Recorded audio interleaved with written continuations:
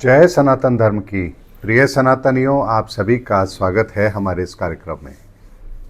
30 मार्च 2025 आने वाला है। आपकी क्या तैयारी है धर्मयुग में चलने की? आखिर धर्मयुग के अंदर हम प्रवेश करेंगे तो हमारी मान्यताएं क्या होंगी, हमारी सोच क्या होगी, हमारी समझ क्या होगी, हमारे संसाधन क्या होंगे? जो वर्तमान में हम दुखी हैं, उस दुखों का कारण हमें क्या मिलेगा या नहीं मिलेगा, या हम इसी तरह से अपनी जिंदगी जिएंगे? इन सारे प्रश्नों को आपको अपने मन में पैदा जरूर करना चाहिए, क्योंकि समय बहुत कम बचा है और धर्म युग के अंदर वर्तमान के अंदर चली आ रही परिस्थितियां नहीं रहेंगी। ना हमारी सोच वो होगी, ना हमारे विचार, ना आहार, सब कुछ बदलेगा। इसीलिए 30 मार्च 2025 के बाद में आपकी सोच किस तरह से काम करेगी, इस पर भी आपको अपना चिंतन मनन जरूर करना है। अगर मैं आपसे बात करूं, इस समय हमारी एक सोच जो हर घर के अंदर बहुतायत में आप देखेंगे, हम और हमारा परिवार, यानी हर व्यक्ति अपनी पूरी जिंदगी को सिर्फ एक ही चीज में लगा रहा है कि वो और उसका परिवार ज़्यादा से ज़्यादा पैसे कमा लें, ज़्यादा से ज़्यादा बड़ा रुतबा हासिल कर लें। इसके अलावा कोई दूसरा मोटिव हमारे जीवन में बचा ही नहीं है।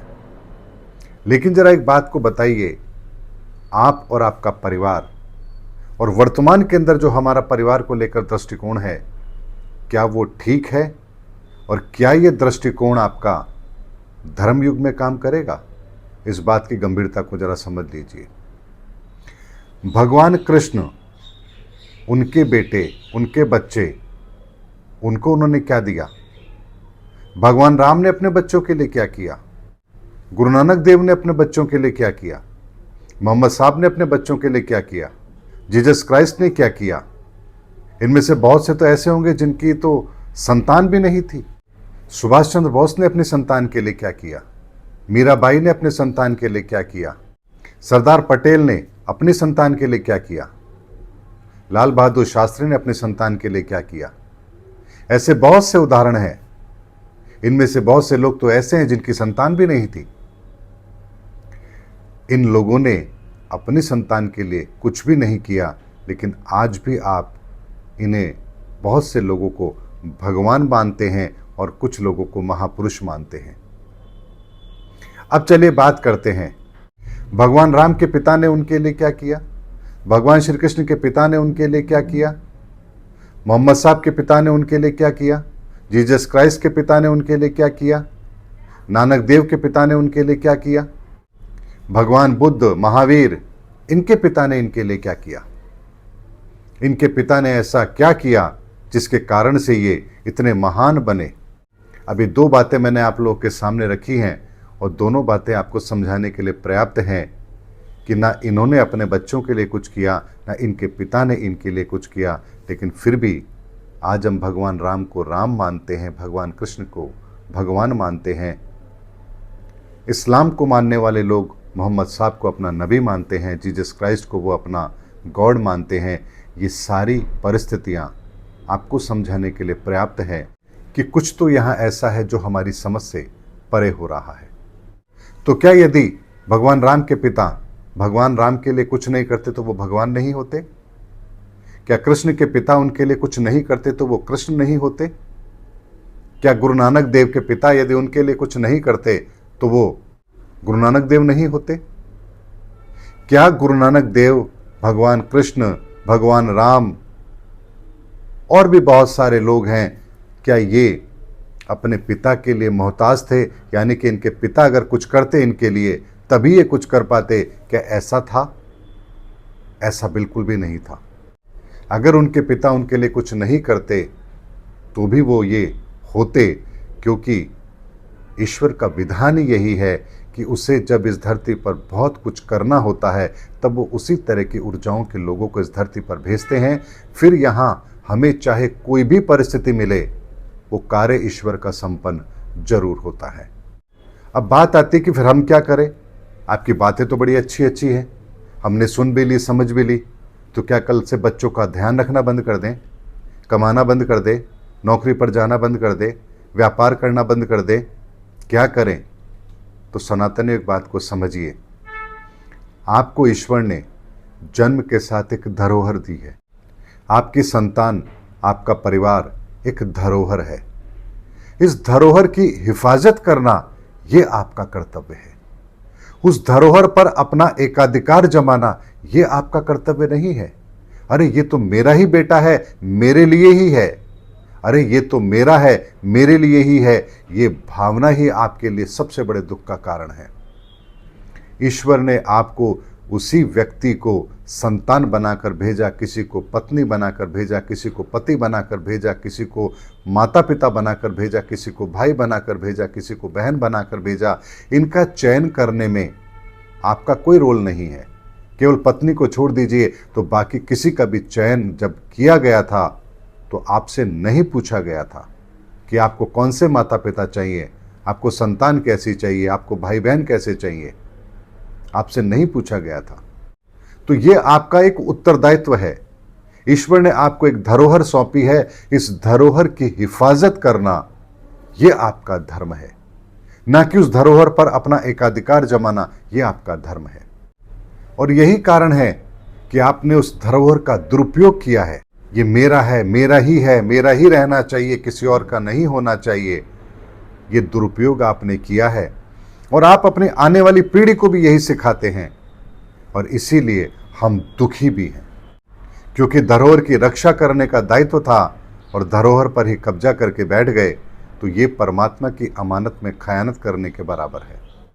अब हम जरा विचार करते हैं वर्तमान के समय के अंदर ही दो और धर्मों को लेकर के।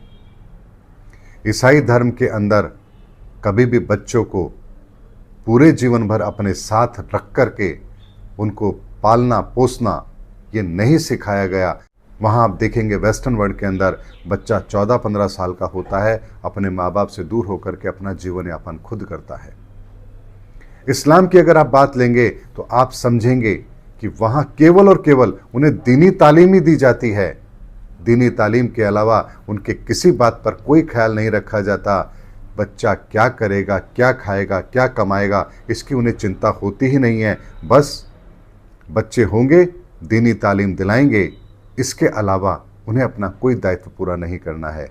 तो यहाँ आप देखिए उन दोनों की विचारधारा में कितना बड़ा फ़र्क है और हमारी विचारधारा के अंदर क्या फ़र्क है। इस बात को मैं वीडियो के अंदर आगे बहुत स्पष्ट रूप से आपके सामने रखूँगा। मैं किसी धर्म की तारीफ़ नहीं कर रहा, किसी की कमी नहीं बता रहा, आपको वर्तमान की उस परिस्थिति से अवगत करा रहा हूँ जो परिस्थितियाँ अब 30 मार्च 2025 के बाद बदलने वाली है।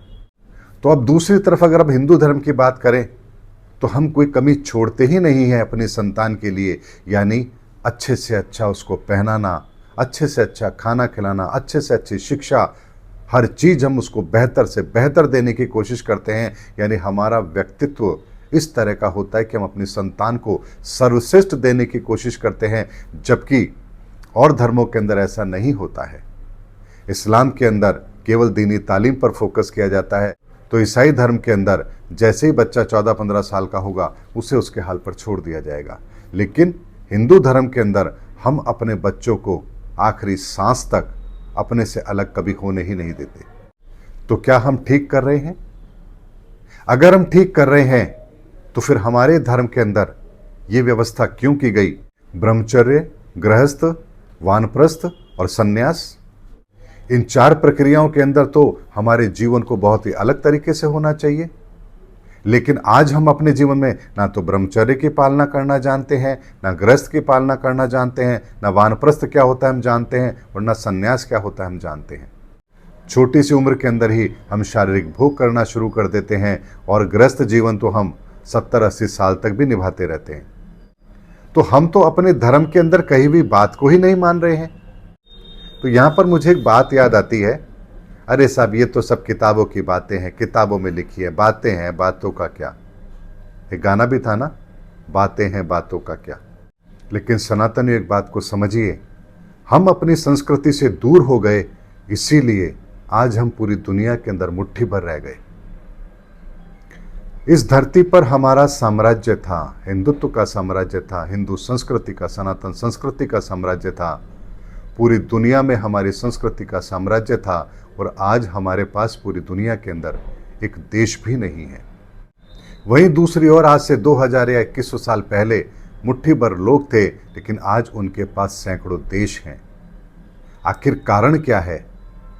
जो सनातन ज्ञान हमारे पास था, उसके बावजूद भी हम आज मुट्ठी भर लोग हैं, और जो मुट्ठी भर लोग थे उनका साम्राज्य पूरी दुनिया पर है। तो फिर बात वही आती है, फिर हम क्या करें? क्या ये सब करना छोड़ दें? तो सनातनी एक बात को समझिए, अपने धर्म को पहचानिए, अपने धर्म को पहचान करके उसके अनुसार आचरण करना आरंभ कीजिए। इसीलिए संतानों को दौलत मत दीजिए, दौलत तो आपकी उनको वैसे भी मिलेगी। संतानों को श्रेष्ठ विचार दीजिए, श्रेष्ठ कर्म करने के लिए प्रेरित कीजिए। अगर आपकी संतान श्रेष्ठ कर्म करना सीख जाएगी तो निश्चित मानिए जीवन में कभी ना तो आपको तकलीफ आएगी और ना ही आपकी संतान को कभी कोई तकलीफ आएगी। और इसीलिए हमारे संतों महापुरुषों ने कहा, पूत कपूत तो क्यों धन संचय, और पूत सपूत तो क्यों धन संचय। इसीलिए इस बात की चिंता मत करिए कि वो क्या बनेगा। आपकी चिंता करने से वो कुछ बन जाएगा, ये आपकी गलत सोच है। बल्कि आप इस बात की चिंता करिए कि वो एक बेहतर सोच के साथ आगे बढ़े, बेहतर इंसान बने। इस बात की आप चिंता करिए, ये सिद्धांत उसको समझाइए, ये संस्कार उसको दीजिए।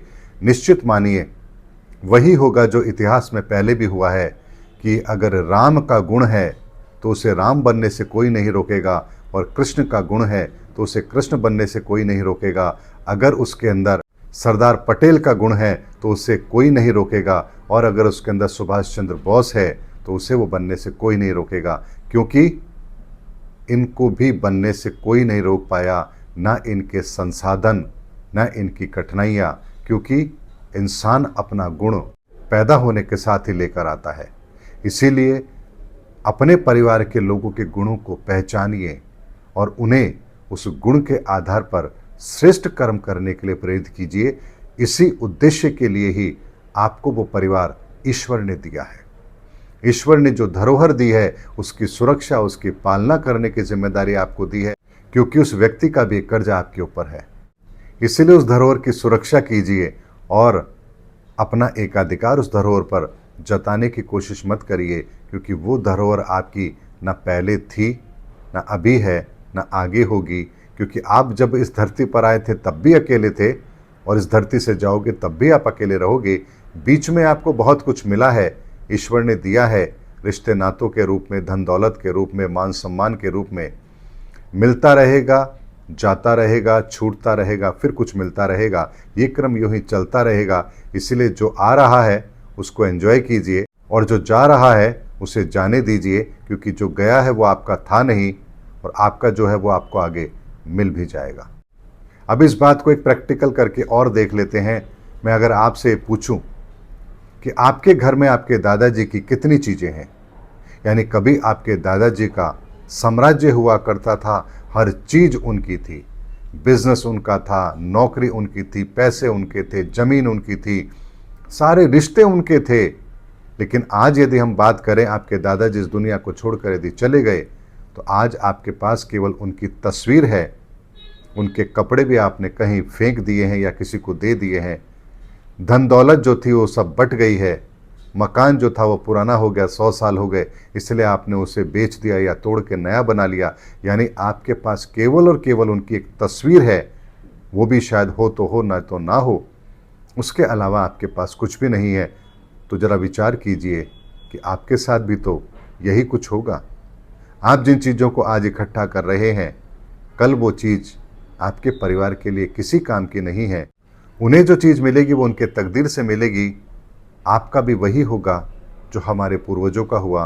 यानी आज हमारे घर के अंदर हमारे पूर्वजों की केवल तस्वीर है, उसके अतिरिक्त कुछ भी नहीं, और वही हमारे साथ भी होगा। इसलिए इस सच्चाई को समझिए। और इसीलिए विवेकानंद ने भी एक बात कही थी, what is religion? Religion is realisation of God. परमात्मा की प्रत्यक्ष अनुभूति ही धर्म है, और परमात्मा हमारी सोच, हमारे विचार, हमारी संस्कृति, हर जगह, हर अस्तित्व के अंदर परमात्मा और उसका अस्तित्व है, और इसीलिए कहा जाता है कि परमात्मा कण कण में है। और ये सारा ज्ञान विज्ञान, इसको समझने के लिए जिस आँख की जरूरत होती है वही ज्योतिष है। ज्योतिष वो नहीं है जिसे आप समझ रहे हैं, ज्योतिष वो है जो आपकी जिंदगी के हर रहस्य को खोलकर आपके सामने रखती है, और उसके बाद भी यदि आप उस रास्ते का अनुसरण ना करें तो फिर इससे बड़ा दुर्भाग्य कुछ हो नहीं सकता।